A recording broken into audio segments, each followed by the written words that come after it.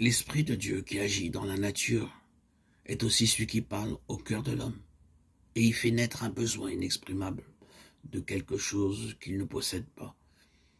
Les choses du monde ne peuvent le satisfaire. L'Esprit de Dieu plaide avec lui pour le pousser à chercher ce qui seul peut procurer la paix et le repos. La grâce de Jésus-Christ, la joie de la sainteté. Par des intermédiaires visibles et invisibles, notre Sauveur s'efforce sans cesse de détourner nos pensées des vains plaisirs du péché pour les attirer sur les grâces infinies que nous pouvons obtenir en lui. C'est à toutes les âmes qui ont cherché en vain à se désaltérer aux citernes crevassées du monde que ce message divin est adressé. Que celui qui a soif vienne, que celui qui veut prenne de l'eau de la vie gratuitement. Apocalypse 22, 17. Vous qui soupirez en votre cœur après une vie supérieure à celle que le monde peut vous offrir, reconnaissez dans ce désir la voix de Dieu parlant à votre âme.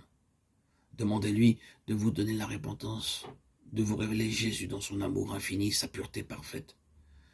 Les principes de la loi divine, amour de Dieu et amour du prochain, sont parfaitement illustrés par la vie du Sauveur. Un amour et un désintéressement parfait. C'était là sa vie. C'est quand nous contemplons Jésus-Christ, quand les rayons de lumière émanant de lui descendent sur nous, que nous nous rendons compte de notre état de déchéance et de perdition. Nous pouvons, comme Nicodème, nous bercer de l'illusion que notre vie a été régulière, que notre moralité n'a rien laissé à désirer, et en conclure que nous n'avons pas lieu de nous humilier devant Dieu comme de vulgaires pécheurs. Mais quand la lumière de Jésus-Christ brillera dans notre âme, nous verrons combien nous sommes impurs.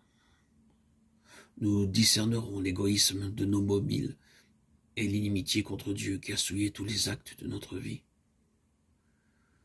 Nous nous rendrons compte que notre justice est véritablement comme le linge le plus souillé et que seul le sang de Jésus peut nous purifier de la souillure du péché et transformer nos cœurs à sa ressemblance.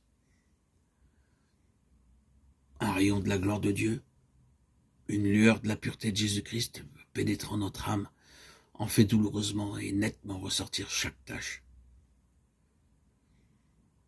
Il met en évidence la difformité et les défauts du caractère humain, les désirs non sanctifiés, l'incrédulité du cœur, l'impureté des lèvres, les actions déloyales du pécheur, actions qui outragent la loi divine, éclatent à ses yeux. Son esprit est humilié et affligé sous l'influence scrutatrice de l'Esprit de Dieu. Il se prend dégoût en présence du caractère pur et immaculé de Jésus.